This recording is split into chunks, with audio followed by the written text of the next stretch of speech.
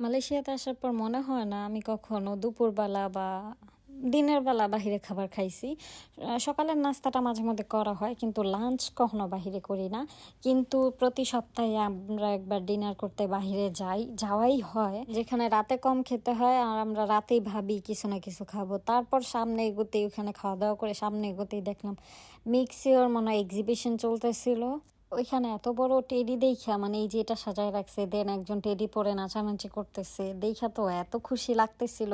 আমি স্বভাবত আইসক্রিম আমার অতটা বেশি পছন্দ না, বাট ভাবতেছিলাম যে আইসক্রিম খাবো।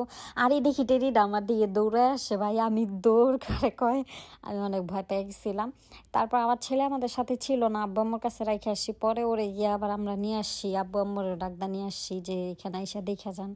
এখানে বাচ্চারা নাচানাচি করতেছিল আর ভিতরে অনেক সেল চলতেছিল। টুরিঙ্গিতে ওই দিন আইসক্রিম দিতেছিল, নর্মালি টুরিঙ্গিতে পাওয়া যায় না। আর ওইখানে অনেক অফার ছিল, মানে হয়তো বা first prize, second prize, third prize 20 ringgit 30 ringgit করলে তারপর যদি লাকি ড্র পান তাহলে এরকম প্রাইজ পেতেও পারেন। কিন্তু আমরা ওরকমটা নেই। আমরা আইসক্রিম কিনতে চলে গেলাম ভিতরের দিকে অ্যান্ড মনে মনে ভাবতেছিলাম এদিকে এসে ভালোই হয়েছে, এখানে একটা আনন্দমহল ছিল অ্যান্ড আমাদেরও খুশি খুশি লাগতেছিল। তো আমি সিরিয়ালের লাইনে দাঁড়াইছিলাম, আম্মু সারফারাজ ওরা ওইখানে পুতুলের নাচ দেখতেছিল আর আম্মু আমাকে এদিকে ভিডিও করে দিতেছিল।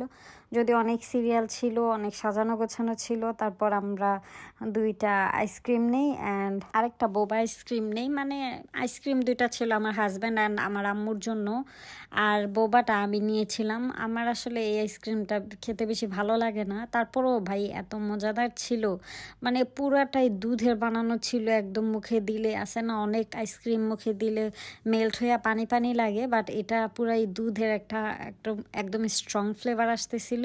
অ্যান্ড এই আইসক্রিমটা ভালো ছিল ভাই, আমি 2 চামচ খাইছি, খাওয়ার পর দেখলাম যে আমার আর ভালো লাগতেছিল না।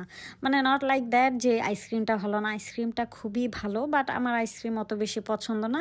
তারপর আমি কিছু খাইয়ে আমি আমার হাজব্যান্ডকে দিয়ে দিই, উনি পুরাটাই খায়। আর সারফারাজও আইসক্রিম খাইতেছিল না, ও এইখানে নাচানাচি করতেছিল। এই জায়গাটা হচ্ছে মালয়েশিয়ার কাজাং টিটিডিআই গ্রোভে। আমাদের বাসা থেকে হেঁটে যেতে 3 মিনিট লাগে। তো আমাদের যে কোনো জরুরি কিছু দরকার হলে আমরা এখানে চলে আসি। এই যে পুতুলটা বাচ্চাটা ওর নাক ধরার চেষ্টা করতেছিল আর ও ডান্স করতেই আছে। আমি এখানে কিছু ছবি তুললাম, রাতের বেলা ছবি ওইভাবে ভালো আসে নাই, অ্যান্ড ভিডিও করতেছিলাম। অ্যান্ড লাস্টে আমরা প্রায় 10:30টার দিকে বাসার জন্য রওনা দিলাম।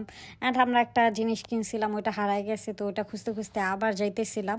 প্রতি রবিবারই আমরা বের হই, বিকালে বের হই এবং রাত্রে প্রায় 10টা 11টার দিকে আসি। খুব ভালোই সময় কাটে আমাদের।